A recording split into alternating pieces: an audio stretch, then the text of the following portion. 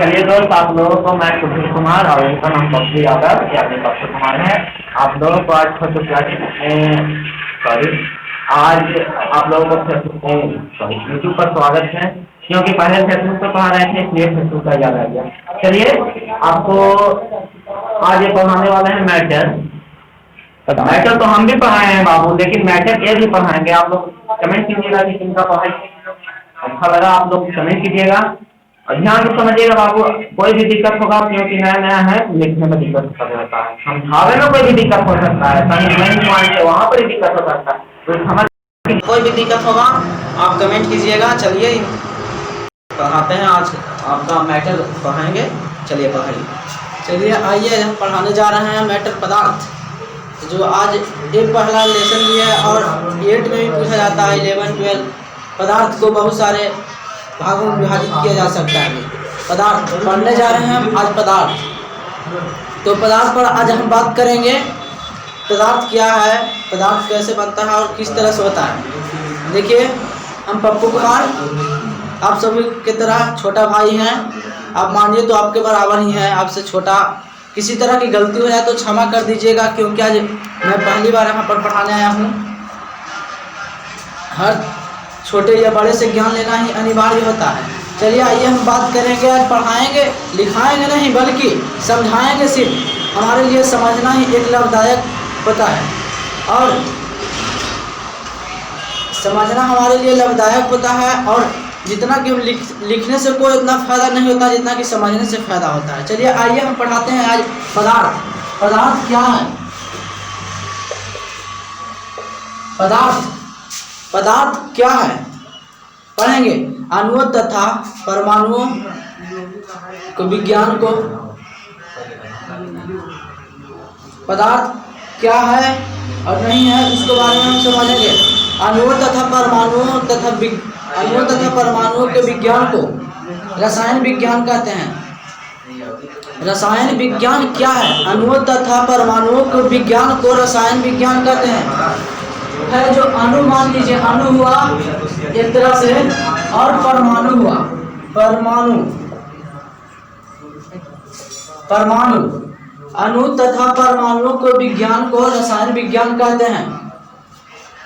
अणुओं तथा परमाणुओं को विज्ञान को रसायन विज्ञान कहते हैं। रसायन शास्त्र। फिर चलते हैं आगे। देखिए, आप लोगों को समझ में आ गया होगा, अणु तथा परमाणु के विज्ञान को रसायन शास्त्र कहते हैं। अणु तथा परमाणु के रसायन शास्त्र को विज्ञान को रसायन विज्ञान कहते हैं। अणु तथा परमाणुओं के विज्ञान को रसायन विज्ञान कहते हैं। आप लोग को समझ में आ गया होगा, क्योंकि इतना हल्का परिभाषा है कि कह नहीं सकते हैं। चलिए आइए पढ़ेंगे। रसायन शास्त्र के कितने भागों में बांटा गया है? रसायन शास्त्र के 3 भागों में बांटा गया है। कितने भागों में? 1, 2, 3। 3 भागों में बांटा गया है। रसायन शास्त्र को 3 भागों में बांटा गया है। कितने भागों में? 3 भागों में। पहला भौतिक परिवर्तन।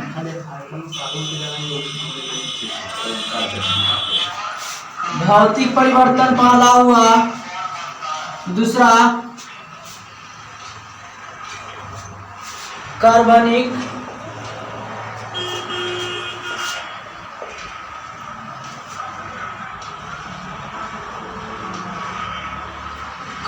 रसायन।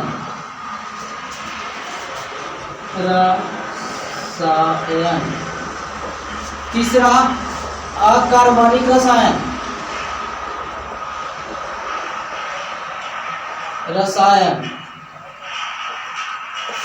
पहला भौतिक परिवर्तन, भौतिक रसायन।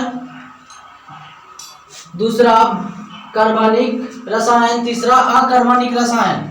पहला भौतिक रसायन, दूसरा अकार्बनिक रसायन, तीसरा पहला भौतिक रसायन, दूसरा अकार्बनिक रसायन, अकार्बनिक रसायन तीसरा हुआ। ये 3 प्रकार के होते हैं।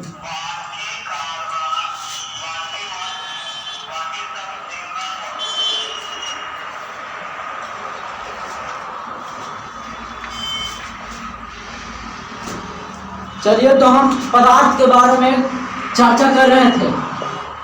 पदार्थ क्या है और किसे कहते हैं। तो देखिए, लिखाना ही उतना संभव नहीं होता है कि जितना समझाना संभव होता है। देखिए, पदार्थ के बारे में, हम मैटर के बारे में आज हम चर्चा करेंगे। पदार्थ क्या है? वो ऐसा वस्तु,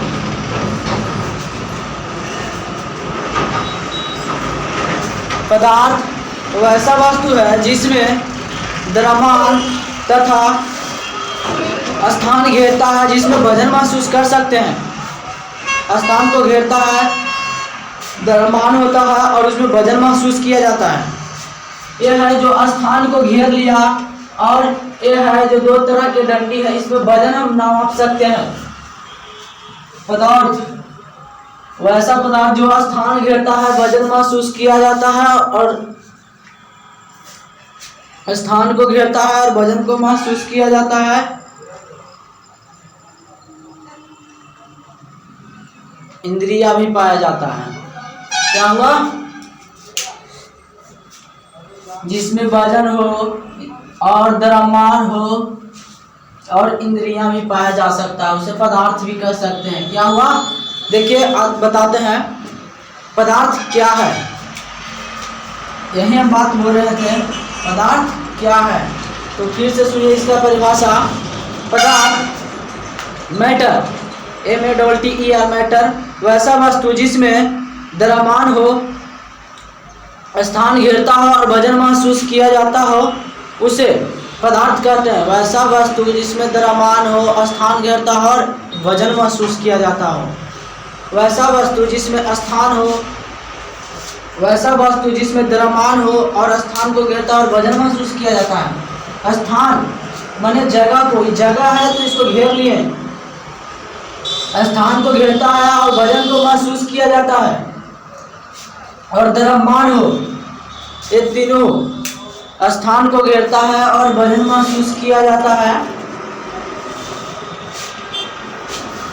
ये तीनों होने पर पदार्थ कहलाता है। वैसा वस्तु जिसमें स्थान को घेरता है, वजन महसूस किया जाता है, और बोल सकते हैं इंद्रियां द्वारा महसूस किया जाता है। चलिए तो शुद्ध परिभाषा लिखिए। वैसा वस्तु जिसमें द्रव्यमान हो, स्थान को घेरता हो तथा इंद्रियां द्वारा महसूस किया जाता हो। वैसा वस्तु जिसमें स्थान को द्रव्यमान द्वारा स्थान को घेरता है और वजन भी महसूस किया जाता हो या इंद्रियां भी महसूस किया जाता हो, उसे पदार्थ कहते हैं। मैटर जैसे में लिख सकते हैं ईंट, पत्थर,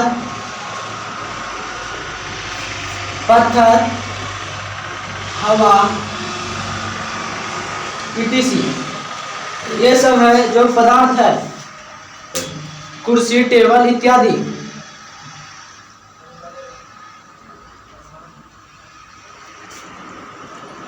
हो गया। चलिए अब आते हैं भौतिक परिवर्तन के बारे में। अब अध्ययन करेंगे भौतिक और रासायनिक। भौतिक परिवर्तन क्या है और रासायनिक परिवर्तन क्या है। थोड़ा सा मार्कर में प्रॉब्लम है। भौतिक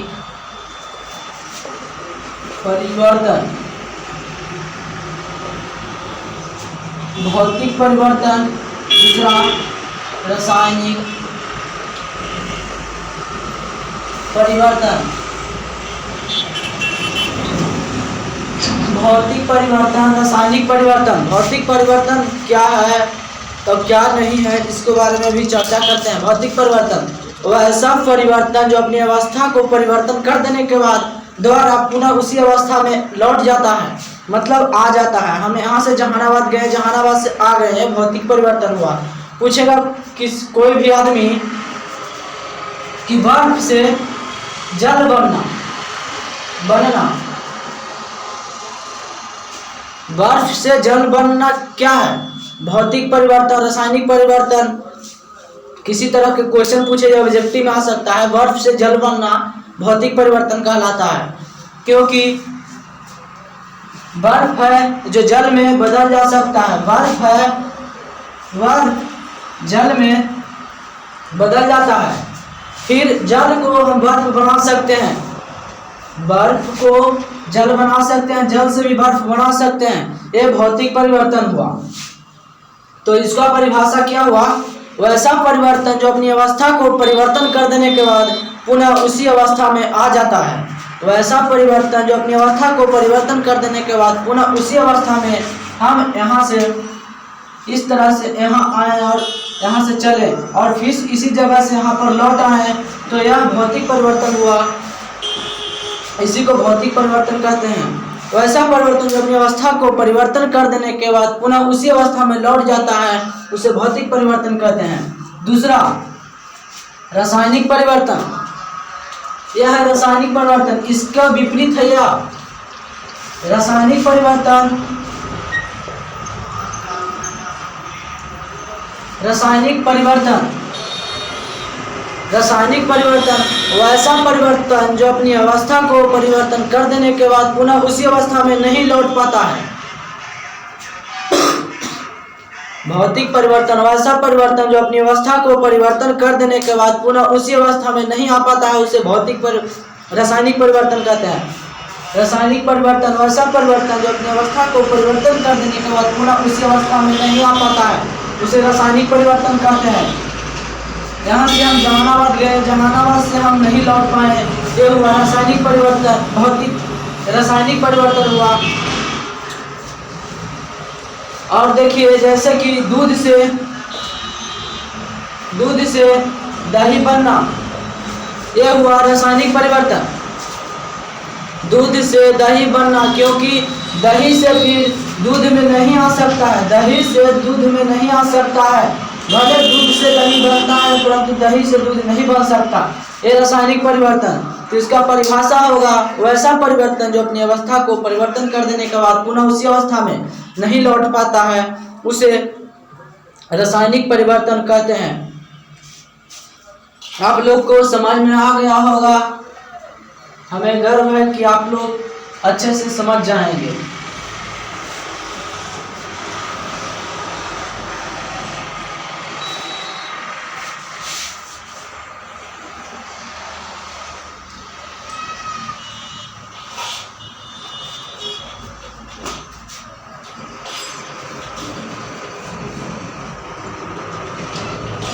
भौतिक परिवर्तन के आधार पर अब पढ़ेंगे भौतिक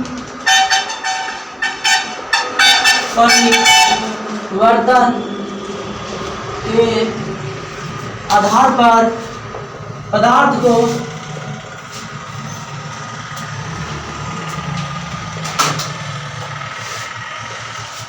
को कितने भागों में बांटा गया है?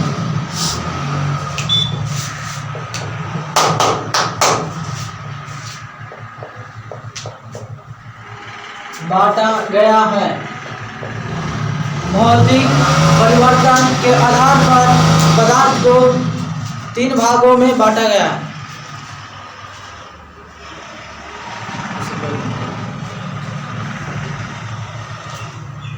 भौतिक परिवर्तन के आधार पर पदार्थ के कितने भागों में बांटा गया है?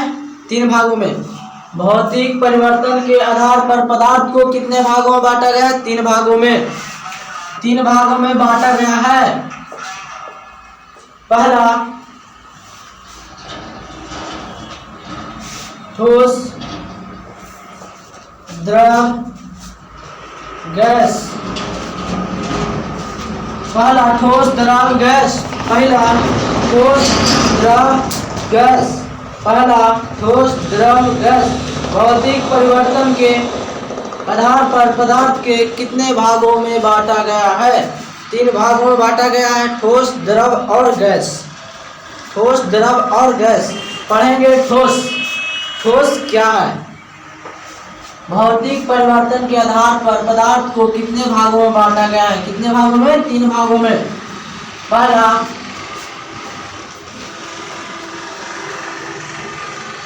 ठोस, दूसरा द्रव, गैस। पढ़ेंगे पहला ठोस। ठोस क्या है? ठोस क्या है, किससे कहते हैं? बहुत सारे क्वेश्चन ऐसे हो सकते हैं। ठोस वैसा ठोस क्या है? वैसा पदार्थ जिसका आयतन और आकार दोनों निश्चित होता है। मतलब नियमित यहाँ पर है तो यहीं पर रहेगा, ये दोनों है तो यहीं पर रहेगा। वैसा पदार्थ जिसका आयतन और आकार दोनों निश्चित होता है। वैसा पदार्थ जिसका आयतन और आकार दोनों निश्चित होता है। यह आयतन तो यह आयतन और आकार दोनों निश्चित होगा, इतना से बढ़ेगा नहीं। आयतन और आकार दोनों निश्चित होगा, उसे ठोस कहते हैं। ठोस क्या है? वैसा पदार्थ जिसका आयतन और आकार दोनों निश्चित होता है, उसे ठोस कहते हैं। अब देखिए ठोस हुआ। दूसरा गैस। दूसरा गैस। गैस के बाद दूसरा हुआ द्रव। सॉरी, पहला ठोस, द्रव, गैस। द्रव पढ़ेंगे, यह उसी तरह की परिभाषा है, थोड़ा सा डिफरेंट आता है। वैसा पदार्थ जिसका आयतन निश्चित परंतु आकार अनिश्चित होता है। आयतन है जो निश्चित है, परंतु आकार है ये सब जो अनिश्चित है। इसको कोई लिमिटेड नहीं है कि ऐसे होगा कैसे होगा। अनिश्चित मतलब अनियमित, कोई सेम साइज नहीं है। आयतन निश्चित है परंतु आकार अनिश्चित है, तो इसको द्रव कहेंगे।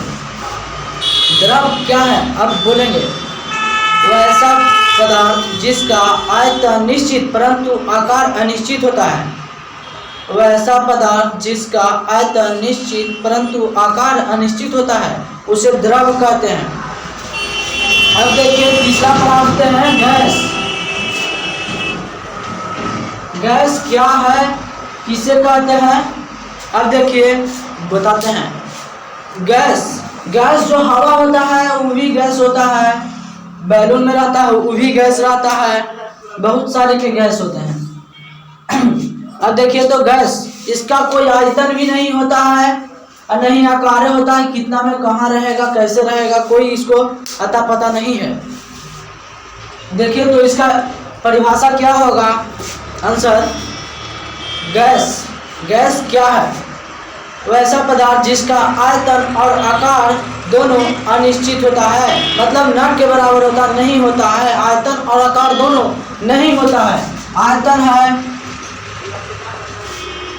और आकार अनिश्चित, न के बराबर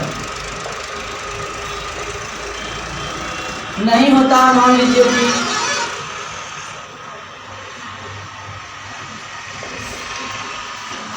नहीं होता है, आयतन और आकार नहीं होता है। गैस क्या है, किसे कहते हैं? कुछ भी पूछे तो बोलना है। वैसा पदार्थ जिसका आयतन और आकार दोनों नहीं होता है। वैसा पदार्थ जिसका आयतन और आकार दोनों अनिश्चित या नहीं होता है, उसे गैस कहते हैं। आयतन और आकार दोनों अनिश्चित होता है, उसे गैस कहते हैं।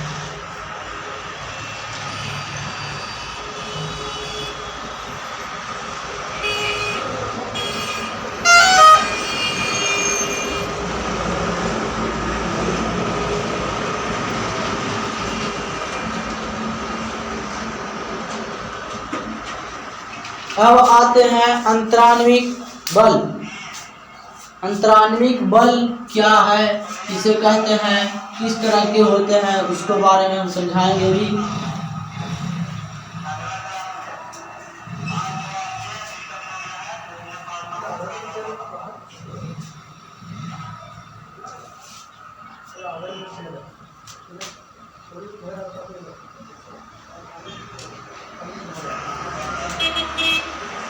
अंतराण्विक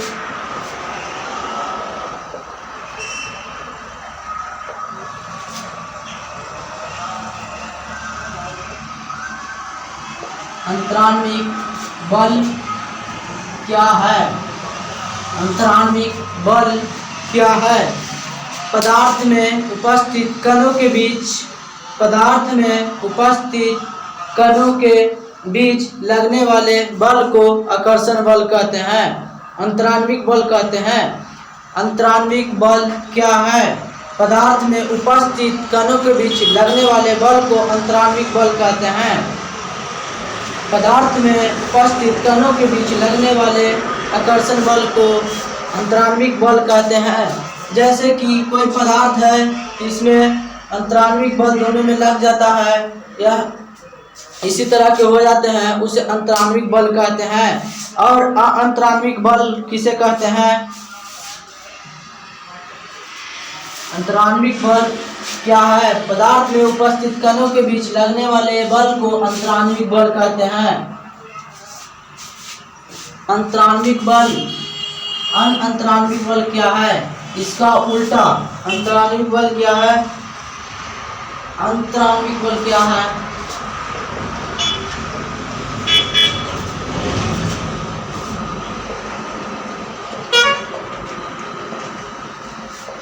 अंतराण्विक बल क्या है? एगो अंतराण्विक हुआ, एगो अनंतराण्विक बल हुआ। तो अनंतराण्विक पदार्थ में उपस्थित कणों के बीच खाली स्थान को अनंतराण्विक बल कहते हैं। पदार्थ में उपस्थित कणों के बीच खाली स्थान को अनंतराण्विक बल कहते हैं। पदार्थ में उपस्थित कणों के बीच जो खाली स्थान होते हैं उसे अनंतराण्विक बल स्थान कहते हैं। अनंतराण्विक स्थान या बल दोनों एक ही तरह का होता है। पदार्थ में उपस्थित खाली स्थान को जो अंतराण्विक स्थान कहते हैं। पदार्थ में उपस्थित कणों के बीच खाली स्थान होते हैं उसे अनंतराण्विक बल कहते हैं।